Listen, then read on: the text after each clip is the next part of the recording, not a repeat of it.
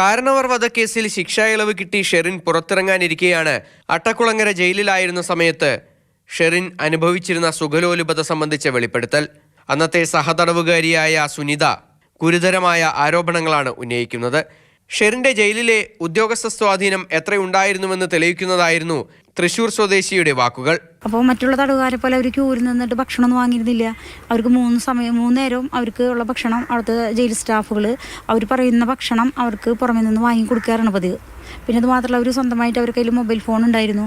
ഷെറിന് പ്രത്യേകമായിട്ട് കിടക്കുക, തലയണ, 10,000 രൂപ കോസ്മെറ്റിക് ഐറ്റംസുകൾ, മിറർ, അങ്ങനെ ഒരുപാട് സാധനങ്ങളുണ്ടായിരുന്നു. ഇത്രയൊക്കെ സുഖസൗകര്യങ്ങൾ അനുഭവിക്കാൻ കഴിഞ്ഞത് മുൻ ജയിൽ DIG പ്രദീപുമായുള്ള അടുത്ത ബന്ധമാണെന്നും അന്നത്തെ DGP ആയിരുന്ന സെൻകുമാറിന് പോലും പരാതി നൽകിയിട്ടും യാതൊരു നടപടിയും ഉണ്ടായില്ലെന്നും സുനിത പറയുന്നു. പ്രദീപ് സാർ ആഴ്ചയിൽ ഒരു ദിവസം എന്ന് പറയുന്ന പോലെ വൈകുന്നേരം ലോക്കപ്പിന് ശേഷം ഷെറിനെ കാണാൻ വരാറുള്ളൊരു വ്യക്തിയാണ്.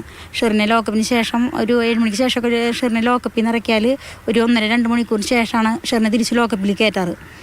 അതിനുശേഷം ഒരു മാസത്തിന് ശേഷം ഞാൻ ജാമ്യത്തിൽ ഇറങ്ങിയതിന് ശേഷം അന്നത്തെ DGP സെൻകുമാറിന് ഈ വിവരങ്ങളെല്ലാം വെച്ചിട്ട് ഞാൻ പരാതി അയക്കേണ്ടായി. ജയിലിൽ നല്ല നടപ്പിന്റെ ഭാഗമായാണ് ശിക്ഷ ഇളവ് നൽകുന്നത്. എന്നാൽ ജയിലിലെ എല്ലാ ചട്ടങ്ങളും ലംഘിക്കുന്ന തടവുകാരിക്ക് എങ്ങനെ ഇളവ് നൽകുമെന്നാണ് സുനിത ചോദിക്കുന്നത്. അങ്ങനെയെങ്കിൽ വർഷങ്ങളായി ജയിലിൽ കഴിയുന്ന ഒരു സ്വാധീനവും സമൂഹത്തിൽ ഇല്ലാത്ത നിരവധി സാധാരണക്കാരായ തടവുകാർ അവിടെയുണ്ട്. അവർക്കും ഇളവ് വേണമെന്ന് സുനിത ആവശ്യപ്പെടുന്നു. മാതൃഭൂമി ന്യൂസ്, തൃശൂർ.